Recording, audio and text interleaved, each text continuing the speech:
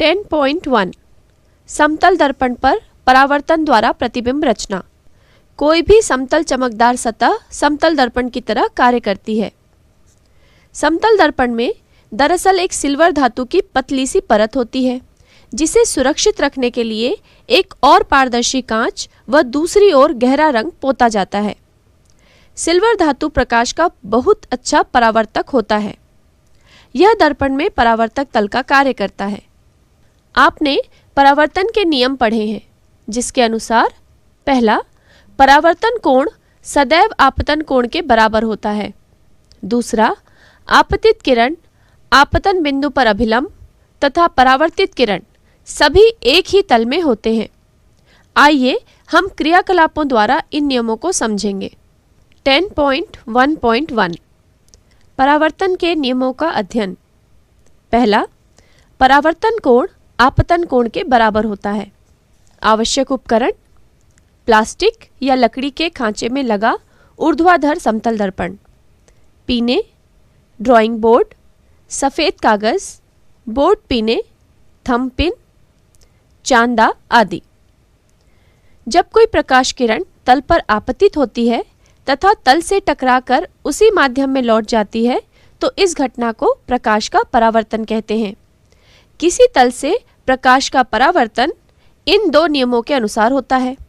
पहला, आपतित किरण, परावर्तित किरण तथा आपतन बिंदु पर अभिलंब एक तल में होते हैं।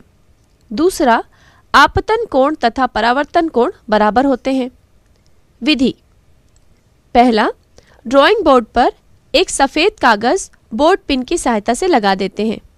दूसरा, कागज पर एक समतल दर्पण को ऊर्ध्वाधर खड़ा करके उसके सहारे एक आधार रेखा M1 M2 खींच लेते हैं। तीसरा, M1 M2 के मध्य स्थित बिंदु O पर अभिलंब ON लंब M1 M2 खींच लेते हैं। चौथा, ON के साथ बिंदु O पर आपतन कोण ION बराबर 30 अंश कोण बनाती हुई रेखाखंड खींच लेते हैं। पांचवा, M1 M2 पर दर्पण को ऊर्ध्वाधर रखकर रेखाखंड IO पर दो ऑल पिन P1 एवं P2 ऊर्ध्वाधर गाड़ते हैं। छठवां, दर्पण में इन पिनों के प्रतिबिंब देखकर अभिलंब के दूसरी ओर दो ऑल पिन P3 एवं P4 इस प्रकार लगाते हैं कि पिन P1 एवं P2 के प्रतिबिंब तथा पिन P3 एवं P4 चारों एक ही सीधी रेखा में रहें। सातवां, पिन P3 P4 को हटाकर एक सीधी रेखा RO खींचते हैं। आठवां, चांदे की सहायता से परावर्तन कोण RON का मापन करते हैं। नौवां, अलग अलग आपतन कोण 30 अंश, 35 अंश, 40 अंश, 45 अंश आदि के संगत परावर्तन कोण का मापन करते हैं। दूसरा, आपतित किरण अभिलंब तथा परावर्तित किरण एक ही तल में होते हैं। आपतित किरण दर्पण पर जिस बिंदु पर पड़ती है आपतन बिंदु कहलाता है। आपतन बिंदु पर दर्पण से बनने वाला अभिलंब व आपतित किरण जिस तल पर है, परावर्तित किरण भी उसी तल पर होती है। यही परावर्तन का दूसरा नियम है। इस स्थिति में तीनों ही कागज के तल पर हैं। ऐसी स्थिति में यह आवश्यक है कि कागज की सतह दर्पण के तल के ठीक अभिलंब पर हो।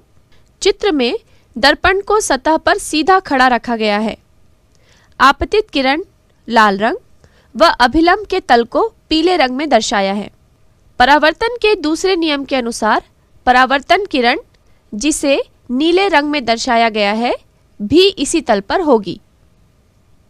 यदि हम दर्पण को दिए चित्र अनुसार घुमा दें तो क्या होगा? अभिलंब कहाँ होगा?